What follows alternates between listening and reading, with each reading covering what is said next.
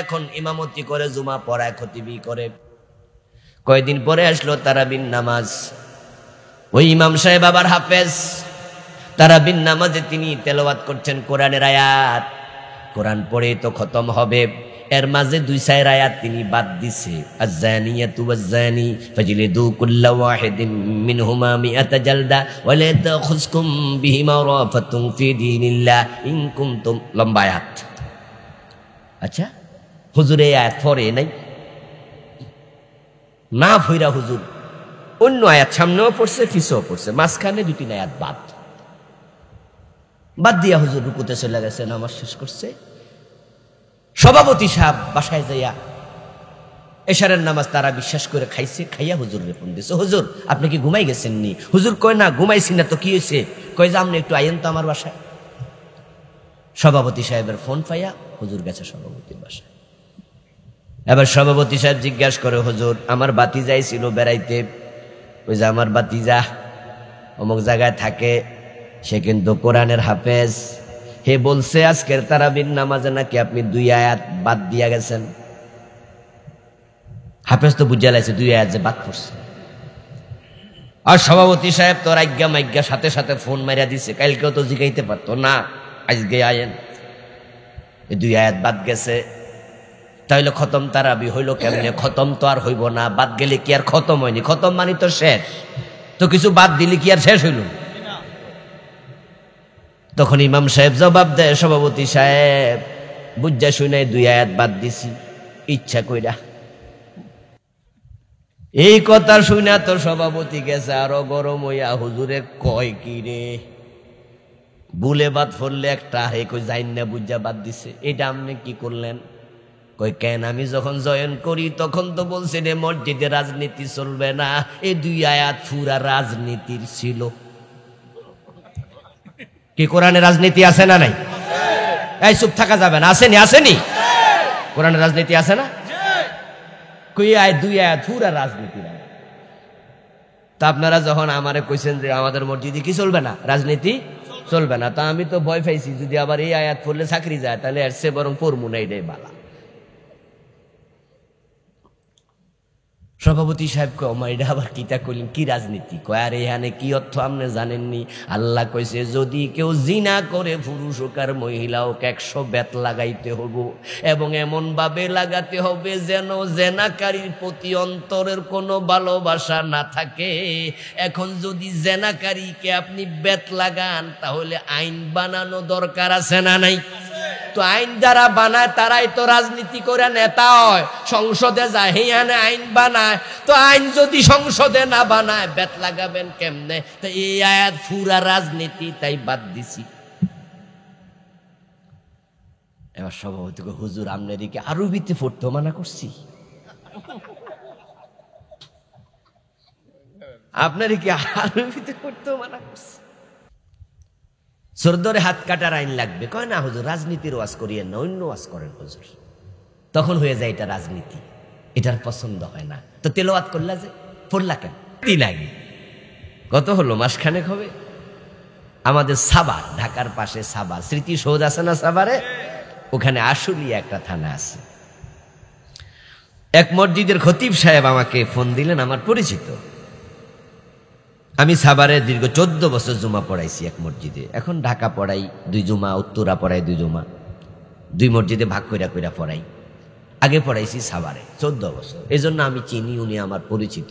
তো মাঝখানে বিশাল সময় গ্যাপ, যোগাযোগ নাই। কয়দিন আগে আমার ফোন দিয়ে একটা মাহফিল চাইলো, আর প্রসঙ্গক্রমে বলল, ভাইজান আমি তো জেলে ছিলাম, আপনি তো কোথাও খোঁজ নেন নাই। আমি কই আপনি জেলে যে গেছেন আমি এটাই তো জানি না, আমি শুনি নাই, শুনলে তো জাস্ট পরে আপনার খোঁজ খবর রাখতাম কি অবস্থা। আমি শুনি নাই ভাই। তো জেলে কি লেগে গেছেন? আমার মসজিদ কমিটির সভাপতি আমারে জেলে দিচ্ছে।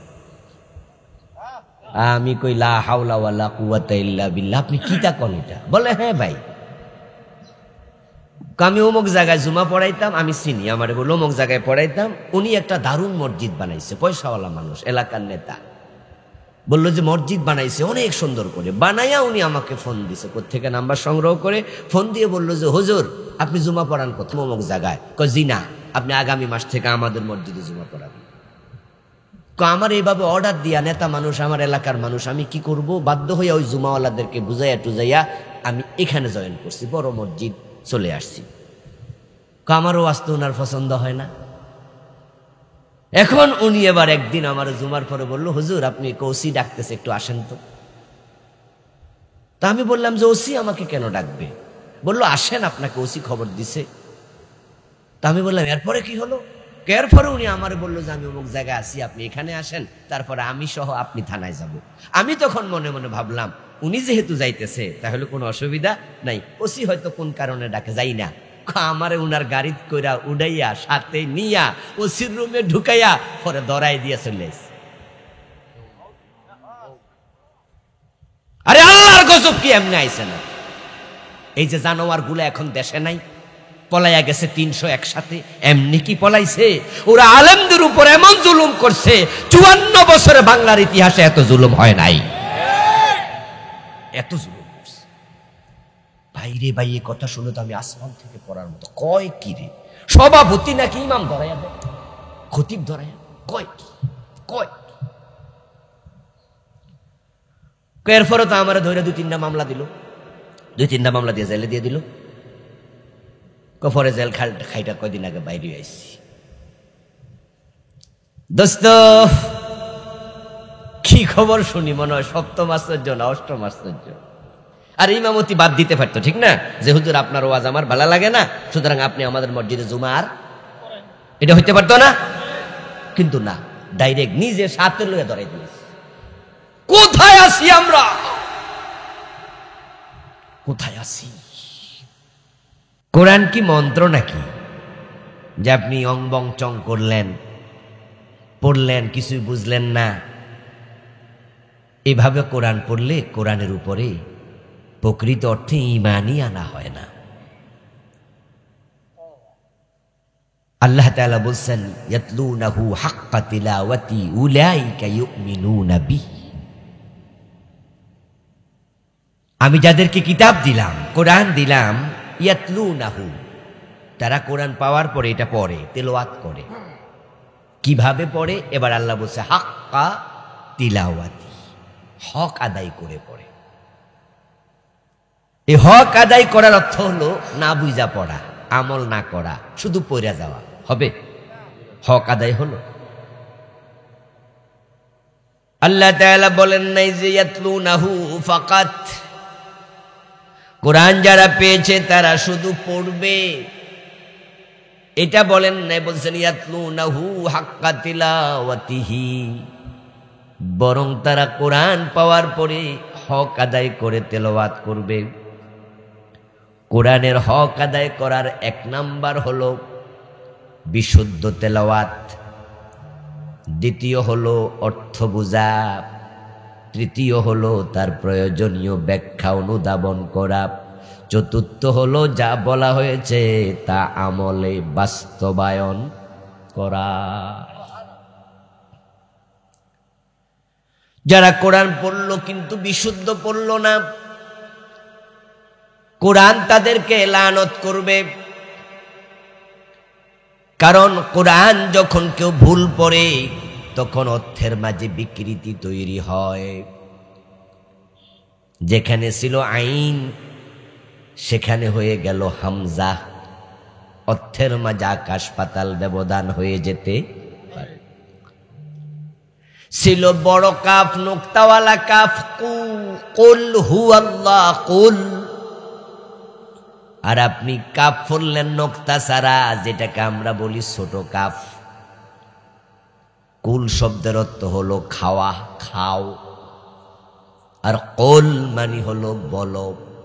একটা হলো বলো আর একটা হলো খাও, অর্থ এক না, আলাদা। তাই প্রিয় নবী বলছে রুব্বা কারিইন লিল কুরআনি ওয়াল কুরআনু ইয়ালআনুহু, কোরআনের এমন অনেক পাঠক আছে যারা কোরআন পড়ার পর কোরআন তাদেরকে লানত করে, বরদোয়া দেয়। নাউজুবিল্লাহ পড়েন। তাই হক আদায় করে যদি তেলাওয়াত করেন, আল্লাহ বলে উলাইকা ইউমিনুনা বিহি, যারা হক আদায় করে তেলাওয়াত করে তারাই কোরআনের উপরে ঈমান এনেছে। এই শব্দ দ্বারা বোঝা যায় যারা কোরআনের হক আদায় করে তেলাওয়াত করে না তারা প্রকৃত অর্থে কোরআনের উপরে ঈমান আনে নাই।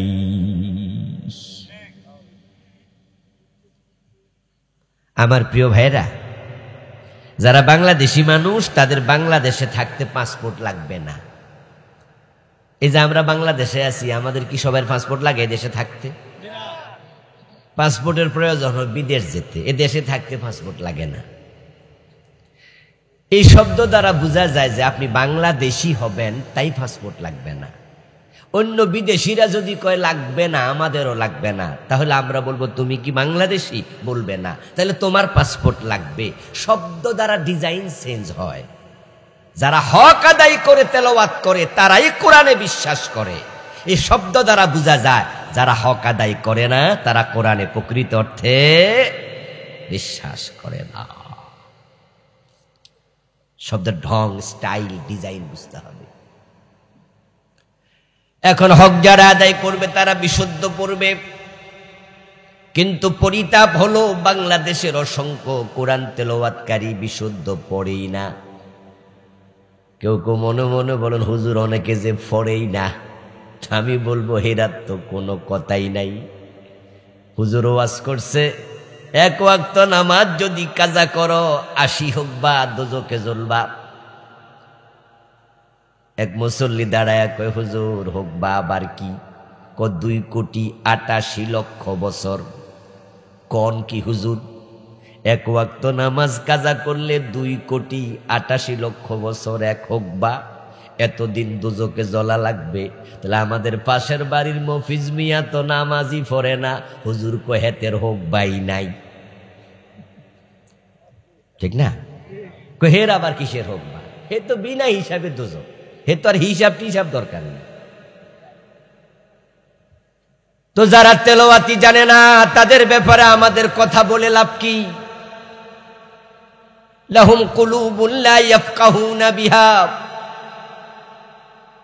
ওয়া লাহুম আযানুন লা ইয়াসমাউনা বিহা ওয়া লাহুম আ'য়ুনুন লা ইউবসিরুনা বিহা ওয়া লাহুম আযানুন লা ইয়াসমাউনা বিহা। চোখ আছে দেখে না, কান আছে শোনে না, অন্তর আছে বোঝে না। উলাইকা কাল আনাম, আল্লাহকে এগুলো গরু ছাগল। তোমাকে জি বাংলা স্টার জলসা দেখার জন্য চোখ দেয়া হয় নাই, সুন্দরী বউয়ের রূপ দেখার জন্য চোখ দেয়া হয় নাই। চোখ দেয়া হয়েছিল আল্লাহর কোরআন পড়ার জন্য। এটা হলো চোখের প্রথম কারণ। তাই তো যেই মানুষগুলো চোখ দিয়ে কোরআন পড়বে না, হাসরের ময়দানে আল্লাহ তাদেরকে অন্ধ বানায়া তুলবেন, চৌকি দেবেন না। কথা কি বোঝেন আমার? যারা কোরআন পড়বে না হাসরের দিন তাদের চোখ থাকবে না। ওয়া নাহশুরুহু ইয়াউমাল কিয়ামাতি আ'মা, আল্লাহ বলে তাদেরকে আমি অন্ধ বানায়া তুলব।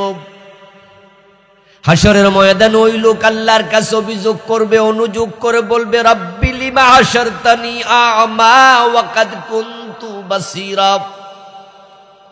আল্লাহ আমার তো চোখ ছিল, এখন চোখ কেন নাই? আমাকে তুমি কেন অন্ধ বানিয়ে তুললে? আল্লাহ তাআলা তখন জবাব দেবেন কাযালিকা আতাতকা আয়াতুনা ফানাসিতাহা ওয়া কাযালিকাল ইয়াউমা তুনসা। তোমার কাছে আমার কোরআনের আয়াত গিয়েছিল, তুমি সেদিন সেটা ভুলেছিলে, পড়ো নাই। তোমার মতো বান্দা আমার প্রয়োজন নাই। তোমাকে আজকে আমিও ভুলে গেলাম, তুমিও বিস্মৃত। শরমিয়া তোমার কিসের চোখ? ওই চোখ যে দিছিলাম সেটার জবাব দিবা, কাজে কেন লাগাও নাই? তাই যারা কোরআন পড়েনি তারা হবে অন্ধ। আজকের মাহফিলে যারা আছেন কোরআন পড়তে পারেন না, যদি কোরআন না শিখেন আপনিও হবেন অন্ধ। রাসূলুল্লাহ সাল্লাল্লাহু আলাইহি ওয়াসাল্লাম আল্লাহর কাছে আপনার বিরুদ্ধে মামলা দেবেন। নবীজি বলবেন, ইয়া রাব্বি ইন্না কওমি ইত্তাখাযু হাযাল কুরআনা মাহজুরা। ও আমার রব, আমার জাতি, আমার উম্মতের অমুক অমুক অমুক আমার রেখে আসা কোরআন সে ধারণ করে নাই, সে ত্যাগ করছে। আমি মামলা দিলাম, তুমি বিচার করো। এই কোরআনের জন্য তো আমি দাঁত দিয়েছি, রক্ত দিয়েছি, আর আমার উম্মত আমার রেখে আসা কোরআন সে পড়ে নাই। আমি মামলা দিলাম, তুমি বিচার করো। তাহলে যারা কোরআন পড়তে পারেন না, আল্লাহর সামনে আপনি হবেন রাসূলুল্লাহর মামলার আসামি। কথা কি বোঝেন? রাসূলের সুপারিশ নিয়ে জান্নাতে যাবেন, মুছে তেল দিচ্ছেন, আশা করছেন যে রাসূল আমার সুপারিশ করে জান্নাতে নিয়ে যাবে।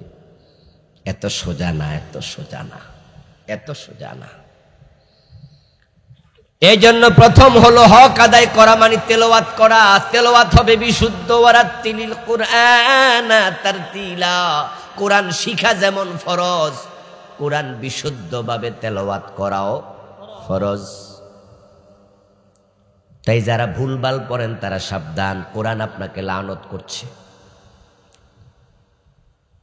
যারা পড়তে পারেন না এতক্ষণ আপনারা মনে মনে ভাবছেন সারছে কাম, কিয়ামতের দিন অন্ধ হয়ে উঠব, হুজুর কয় কিরে, আবার রাসূল নাকি মামলা দিবে, উপায় নাই। যারা পারে তারা মনে মনে কয় যাক আমি বাঁচলাম। কিন্তু আপনার তেলাওয়াত যদি ভুল হয় তাহলে কোরআন আপনারে বদদোয়া দেয়, তো বাঁচলেন কেমনে? আপনি তো উল্টাও বিষপ্ত।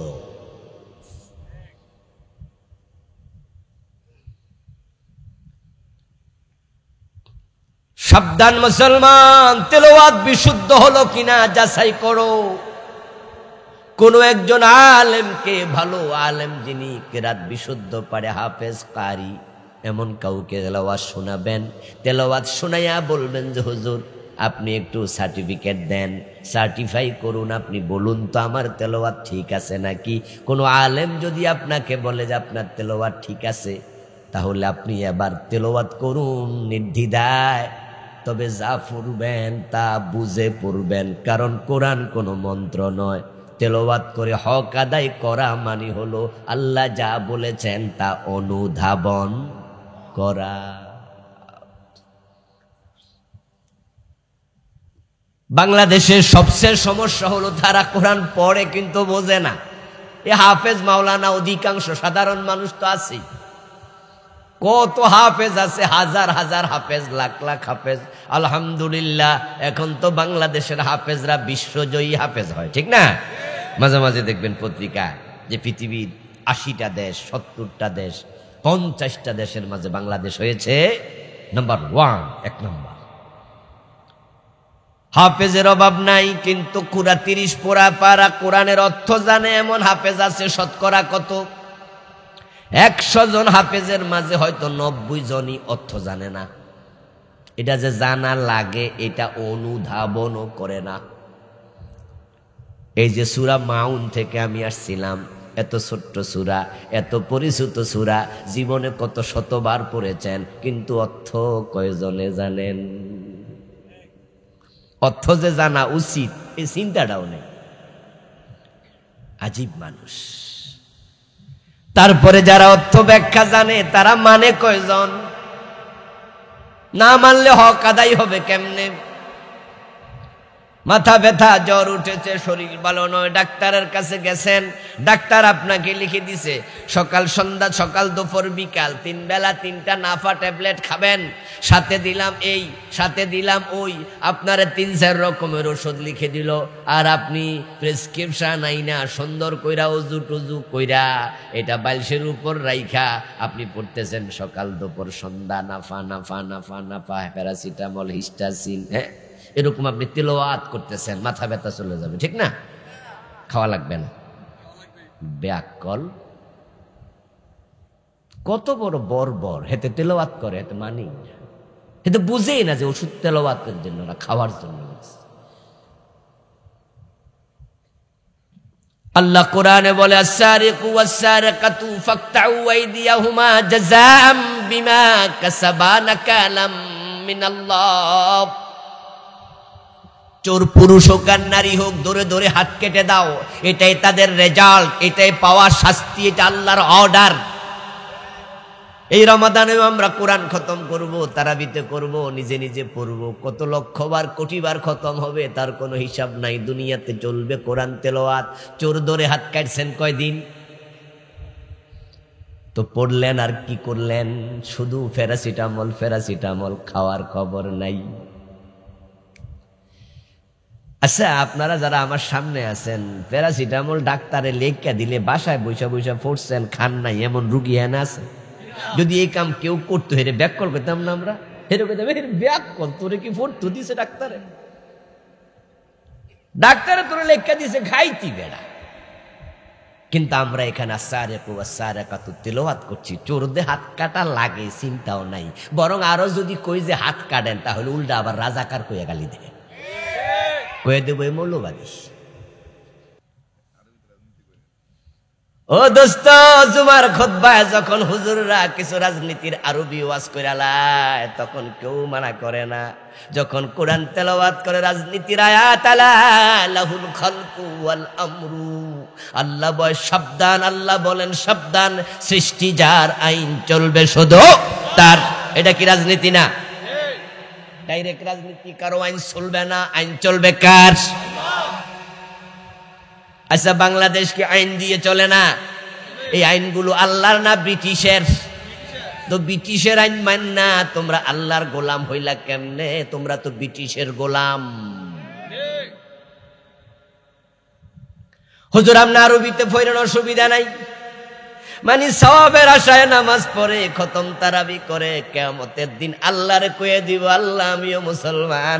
আল্লাহ বলবে জান্নাতে ঢুকে যাও। কিন্তু চোরের হাত কাটলা কিনা বুঝলাও না, মানলাও না, কোরআনের হক আদায় করলা না, তুমি কোরআনে ঈমানই আনো নাই।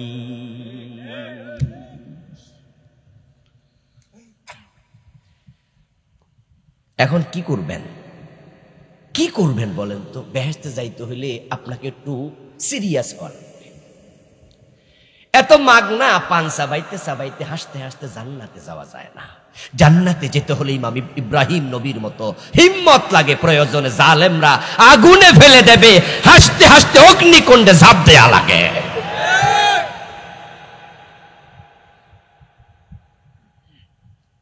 নবী মুসা আলাইহিস সালামের সাথে ফেরাউনের দ্বন্দ্ব হলো। তিনি এক পর্যায়ে হিজরত করে চলে গেলেন দেশ ছেড়ে।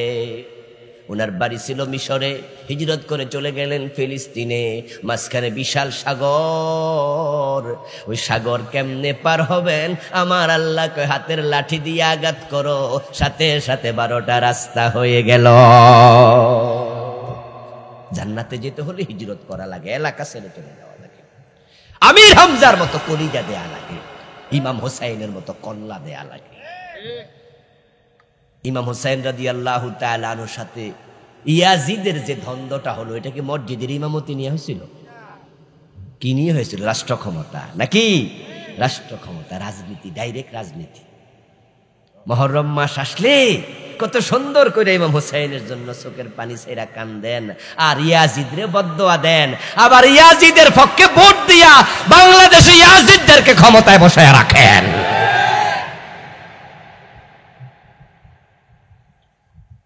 এজন্য তোমার চোখের পানির কোনো দাম নাই। কবি নজরুল চমৎকার ভাবে বলেছেন, ফিরে এলো আর সেই মহরম মাহিনাম, ত্যাগ চাই বর্ষিয়া ক্রন্দন চাহিনা। চোখের পানি দরকার নাই, কাজ করো, ত্যাগ করো। তো সূরা মাউন আমি তেলাওয়াত করছি। এখন সূরা মাউনে আল্লাহ তাআলা কি বলছেন তা আমরা জানবো। আসুন, এ সূরা মাক্কি, সূরা নাম্বার 107, আয়াত হলো শুধু 7টি। এখানে মুমিনের কিছু নেগেটিভ আলোচনা করা হয়েছে, অপছন্দনীয় স্বভাবের কথা বলা হয়েছে। কোরআন 2টি বিষয়ের সমন্বয় হয়েছে, কিছু করণীয় আর কিছু বর্জনীয়। ইসলামের সমন্বয় ঠিক তাই।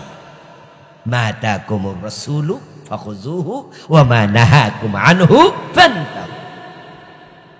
রাসূল যা করতে বলেছে করো, যা ছাড়তে বলেছে ছাড়ো।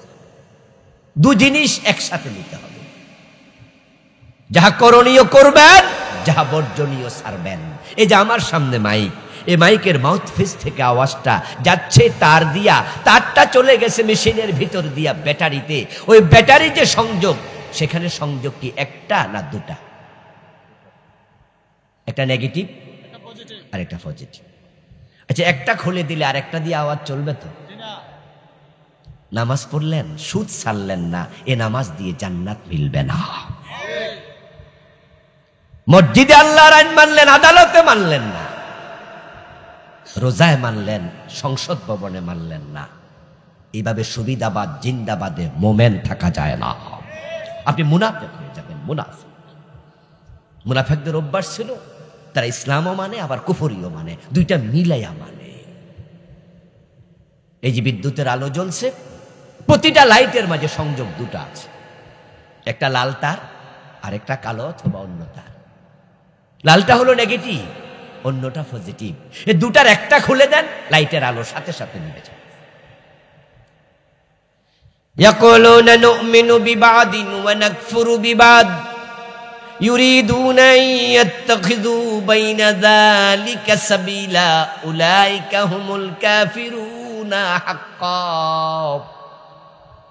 আপনি বলবেন হুজুর নেগেটিভ না হয় মানি নাই, একটা তো মানসি পজিটিভের তার তো আছে, কেন লাইট জ্বললো না বুঝলাম না। আমি বলবো দোস্ত, দুটো একসাথ না হলে লাইটও জ্বলে না, মাইকও চলে না। ইসলামও পুরা মানা লাগে, কিছু মানবা কিছু মানবা না, তোমার ঈমানও টিকবে না। ইয়াকুলুনা, তারা বলবে, নুমিনু বিবাদ, কিছু তো মানি, ও নাকফুরু বিবাদ, কিছু না হয় পারি না। হুজুররা যা কয় সব কি আর পারি না? সব কি পারি? আমরা সব পারি না মানতে। আল্লাহ বলে ইউরিদুনা আন ইয়াত্তাখিযু বাইনা যালিকা সাবিলা, তারা মাঝামাঝি রাস্তা খোঁজে। রাস্তা আছে দুটি, একটা জান্নাতের দিকে আর একটা জাহান্নামের দিকে। পুরা মানলে জান্নাত, অর্ধেকটা মানবা না মানবা জাহান্নাম। পুরা মানবা না তো জান্নাত নাই, মাঝখানে কোনো রাস্তা। উলাইকা হুমুল কাফিরুনা হাক্কা, যারা কিছু মানবে কিছু মানবে না তারাও কাফের। যারা মানে না তারা যেমন কাফের, যারা অর্ধেক মানে তারাও।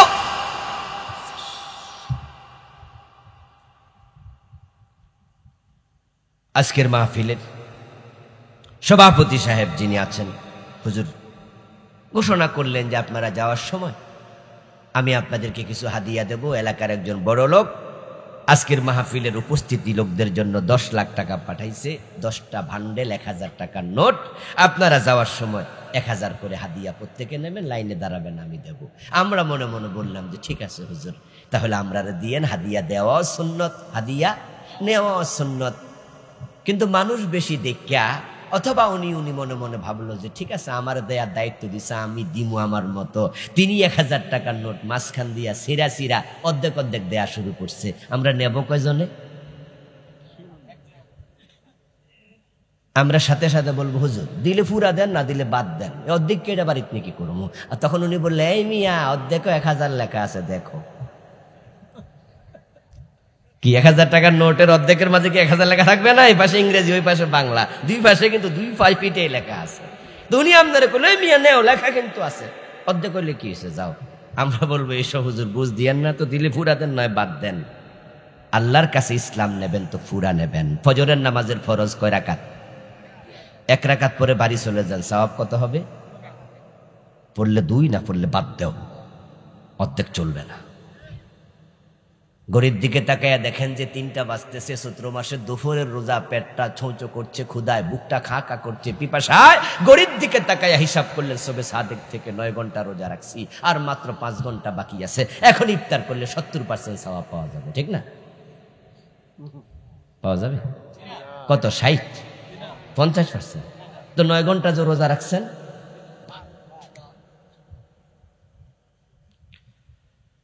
ইসলাম দুটি জিনিসের সমন্বয় হবে, করণীয় বর্জনীয়। আল্লাহ যা নিষেধ করছে তা করবেন, তো উপায় নাই, উপায় নাই। আমরা ইসলাম বুঝতে বড় ভুল করেছি। হযরত আদম আলাইহিস সালাম জান্নাতে আল্লাহর কয়টা কথা শোনে নাই? কথা বলে না ভাইয়েরা, কয়টা শোনেন নাই? জান্নাতের পোশাক ছিল না, আল্লাহ খুলে নিছে। জান্নাতে থাকতে দিছে না বাইর করে দিছে? তা আমরা শুনি না কয়টা? তো জান্নাতে যাওয়ার স্বপ্ন কেমনে দেখেন? আরাইতাল্লাযী ইউকাযযিবু বিদ্দীন, ও নবী আপনি কি লক্ষ্য করেন নাই সে মানুষের দিকে যে লোকটা আখেরাতকে অস্বীকার করে, আখেরাতি মানে না, এমন জালেমও আছে না নাই? একজন ছিল আস ইবনে ওয়াইল, কাফের। রাসূলুল্লাহ সাল্লাল্লাহু আলাইহি ওয়াসাল্লামের কাছে একদিন লোকটা একটা কঙ্কাল নিয়ে আসলো, কবরস্থান থেকে তুলে পুরান এক ব্যক্তির কিছু মাথার অংশ, কঙ্কাল, হাড্ডি, স্কেলিটন নিয়ে আসলো, কঙ্কাল এনে রাসূলুল্লাহর সামনে একটা পাথরের উপর রেখে আর একটা পাথর দিয়া সেভাবে জোরে মারল। তখন ওই বেটার হাড্ডিটা একবারে গুঁড়া গুঁড়া হয়ে গেল। চূর্ণ বিচূর্ণ হওয়ার পরে সে প্রিয় নবীর সামনে ফু দিলেন, সাথে সাথে ফুঁ এগুলো মাটিতে পড়ে গেল। এখন আর বুঝাই যায় না, ধুলাবালির সাথে মিশে গেছে পড়ে।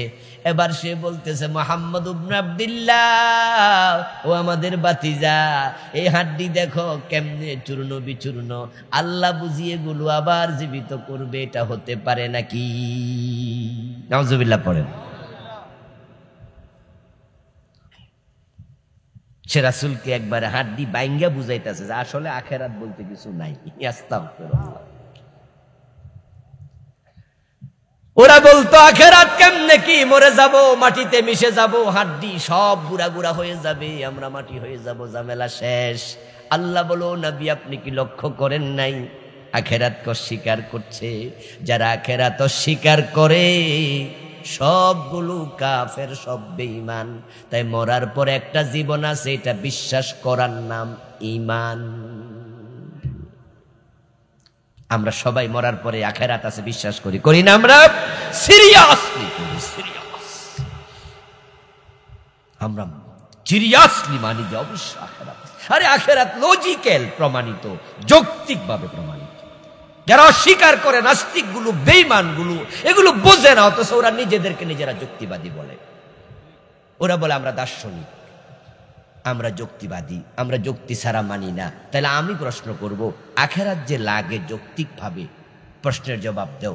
একজন মানুষ গুলি করে 10 জনকে খুন করলো, আরেকজন মানুষ গুলি করে একজনকে খুন করলো। দুনিয়ার আদালতে যখন দুজনকে হাত বেঁধে হাজির করবে পুলিশ, হাকিম যখন রায় দেবে, বাংলাদেশের আইনে মানুষ মানুষকে হত্যা করলে তাকে ফাঁসিতে ঝুলানো হয়। তো যে একজনকে খুন করেছে, আদালতের হাকিম বলল তাকে ফাঁসি দাও। যে 10 জনকে খুন করছে, হাকিম বলল তাকে ফাঁসি দাও। এখন একজনকে খুন করছে যে, সে বলল মাননীয় আদালত, আমি অন্যায় করছি তার চেয়ে 9 গুণ কম, আমি মারছি 1 জন, সে মারছে 10 জন, তো তারেও ফাঁসি দিলেন, আমারও ফাঁসি দিলেন। এটা কি আপনার অন্যায় বিচার নয়? স্বাভাবিকত যতটুকু অন্যায় করে তাতে টুকুটুকু শাস্তি দেওয়া উচিত, ঠিক না? এটাই তো নিয়ম। শাস্তি হবে অন্যায়ের অনুপাতে। এখন সে হত্যা করলো 10 জন, আমি করলাম 1 জন, এখন তারেও দিলেন একবার ফাঁসি, আমারও দিলেন একবার ফাঁসি। এটা কিন্তু ঠিক না। আপনি হেতেরে 10 বার ফাঁসি দেন, একজন মরা মানুষের ফাঁসি দেন যাইবনি? অথচ সে তো 10 জনের খুনি। লজিক তো, যুক্তি তো এটাই বলে তার ফাঁসি হবে কয়বার? 10 বার। এখন আদালত এখানে ফেল। তখন সে বলতে বাধ্য হবে, হাকিম বলবে যে ভাই, আমি একজনকে 10 বার ফাঁসি দেওয়ার মতো শক্তি তো আমার নাই। তাহলে এবার বলুন তো, যে এই বেটা একবার একজন মারলো, যে 9 জন মারলো, সমান সমান শাস্তি তো হতে পারে না। 2 জনের ফাঁসি একবার হলো, এখন বাকি 9 গুণ বেশি অপরাধের শাস্তির জন্য আর একটা আদালত দরকার আছে না নাই? এটাই হলো আখিরাত। আমার দ্বিতীয় প্রশ্ন হবে, দুনিয়াতে খুন করেছে, খুন করার পরে লাশ গুম করে ফেলেছে, লাশ গুম করেছে, এমন ঘটনা ঘটে খুন করার পরে নৌকার মাঝে নদীতে নেয়, তারপরে এখন বুক বরাবর দুমুন্না বস্তা দিয়া, পাথর দিয়া, সিমেন্টের বস্তা দিয়া মাঝখানে বাঁধে রশির সাথে, তারপরে লাশটাকে সিমেন্টের বস্তা সহ ফেলে দেয়, নদীর তলায় চলে যায়, ফসে যায়, মাছে খাইয়া ফেলে। এর যে হত্যা করছে কেউ জানে না, এমন গুমের ঘটনাও আছে। এরশাদ শিকদার ধরা পড়ে এই কথাগুলো আসছিল। খুলনার এরশাদ শিকদার, তার নাম কি আপনাদের আমাদের সমবয়সীরা মনে আছেনি? সিনিয়রদের আছে, আমাদের সমবয়সীদের মনে আছে। অ্যারেস্ট হয়েছিল সম্ভবত সে 99-এ।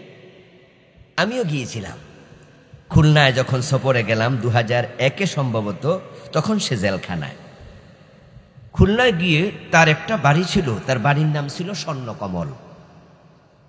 তা আমি ভাবলাম যে যেহেতু খুলনায় আসছি, এরশাদ শিকদারকে নিয়ে তখন ফলাও করে পত্রিকা রিপোর্ট হচ্ছে, তখন ভাবলাম তার স্বর্ণকমল বাড়িটা নাকি অনেক টাকা খরচ করে বানাইছে, কেমন একটু দেখে যাই। দেখার জন্য খবর নিলাম, খুলনা বাস স্ট্যান্ডের পাশে একটা হোটেলে বসলাম, নাস্তা খেয়ে এক ভাইরে জিজ্ঞাসা করলাম যে ওর বাড়ি কোনটা। তখন উনি বলল যে হুজুর বাড়ি এখানে কাছেই, কিন্তু আপনি যাইবেন না, কারণ পুলিশ চারিদিকে পাহারা দিয়ে বসে আছে, গেলে আবার জেরা করতে পারে, বিপদে পড়তে পারে।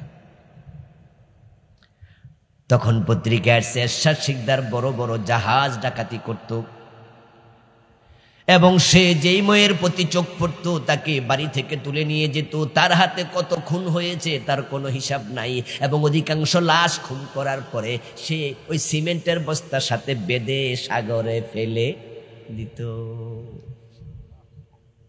আচ্ছা, এবার আমি আপনাদেরকে যে কারণে কথাটা আনছি, যে লাশ গুম হলো, কোনোদিন কেউ জানলো না কে খুন করেছে? দুনিয়ার আদালতে কি ওর কোনো বিচার হয়েছে? মামলায় তো হয় না, বিচার কি? কেউ তো জানেই নাই, খুন করে চলে গেছে। এবার যারা বলে আখেরাত নাই, আখেরাত লাগবে না, ওদের কাছে আমরা যৌক্তিক প্রশ্ন করতে চাই, যেই খুনি বেঁচে গেল তার বিচার তো দুনিয়া কেউ করলো না, এই বিচারটার জন্য আখেরাত দরকার আছে না নাই?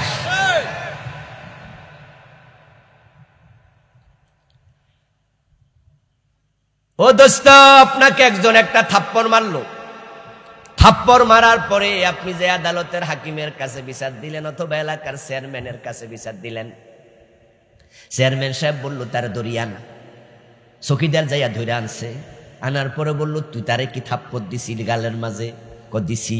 এই বেটা থাপ্পড় দিলি কেন? হে তো অন্যায় করে নাই, রাগ উঠছিল দিয়া লাইছি। হয় না এমন? রাগ উঠছে, থাপ্পড় দিয়ে দিছি।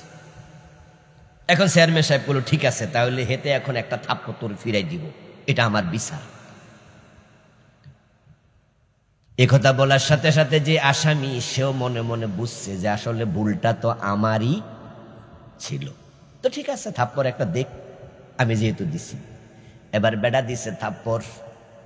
আপনাদের কাছে আমার প্রশ্ন, 2 জনের থাপ্পড় কি সমান ওজনে লাগবে? অসম্ভব।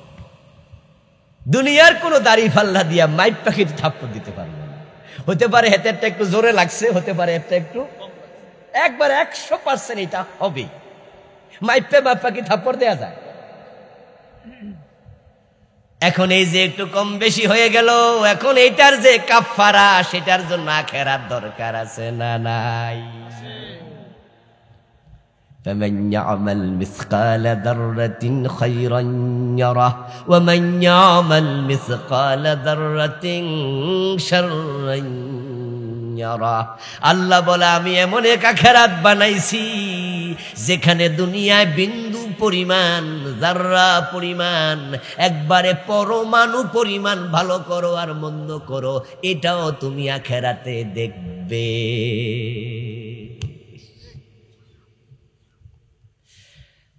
আপনাদের এই বুড়িচঙ্গে সরকারি হাসপাতাল আসেনি? আছে। গরিব মহিলার পেটের বাচ্চা হবে, পেটে পীড়া উঠছে, বেদনা উঠছে, প্রসব বেদনা। রিক্সাওয়ালার বউ, ঠেলাওয়ালার বউ, গরিব মানুষের বউ, এরে যদি প্রাইভেট হাসপাতালে নেয় তাহলে পেট কাটলে সিজারে কিন্তু 30,000 25,000-এর নিচে বিল করবে না। আর যদি সরকারি হাসপাতালে নেন তাহলে কিন্তু 5,000-এর ভিতরে মোটামুটি হয়ে যেতে পারে। তো গরিব রিক্সাওয়ালা বলিয়া দৌড় মারছে, নর্মাল হয় না ডেলিভারি, হাসপাতালে নিছে। সরকারি হাসপাতালে নেওয়ার পরে দেখা গেছে সিজার যে ডাক্তাররা করে এই হাসপাতালে কোনো মহিলা ডাক্তার নাই। এমন ঘটনা বাংলাদেশে আছে কিনা? আমরা কিন্তু লজিক দিচ্ছি এবং যেগুলো বাস্তব সেগুলা দেব, কোন নাস্তিক যেন আমাদেরকে বলতে না পারে হুজুর উল্টা পাল্টা যুক্তি দেয়। কারণ এই ওয়াজগুলা কি ইউটিউবের মাধ্যমে যাবে না? নাস্তিকদের কাছেও যাবে। ইসলাম হচ্ছে একটি যুক্তিগ্রাহ্য ধর্ম। এখন গেলেন হাসপাতালে, মহিলা ডাক্তার নাই, পুরুষ ডাক্তার। যদি ওই মহিলার পেট কেটে বাচ্চা বের করে তাহলে তার পেট খুলতে হবে এবং পেট কাটতে হবে। কাটতে যাইয়া ওই মহিলার লজ্জাস্থানের কাছাকাছি কাপড় নিতে হবে, হতে পারে আরো জটিল হলে আরো নিতে হবে। তখন তার চোখ দিয়ে তাকাতে সে বাধ্য, না তাকাইলে তো ভুলভাল কেটে রুগী মেরে ফেলবে। কিন্তু তাকাইতে গেলে যদি যতটুকু দরকার ছিল সে বেশি দেখে, চোখের খেয়ানত হবে কিনা? এখন খেয়ানত হলো কি হলো না, দুনিয়ার পাবলিক বুঝবে কেমনে? ওটির মাঝে তো মহিলার কোনো অভিভাবক ঢুকবে না, ওটিতে অ্যালাউ করবে না। ওখানে থাকবে ওই বেটার সাথে যারা নার্স তারা। এখন ডাক্তার টান দিয়ে কাপড়টা সরাইলো, যতটুকু দেখা দরকার নেই অতটুকু দেখলো। তার চোখের খেয়ানত হলো কিনা এই হিসাব দুনিয়ার কে রাখবে? এজন্য আখেরাত লাগে। যারা আখেরাতে বিশ্বাসী হয় তারা দুনিয়ায় চলতে আখেরাতের কথা মাথায় রাখে। তাই আখেরাতে বিশ্বাসী লোকেরা অপরাধ কম করে।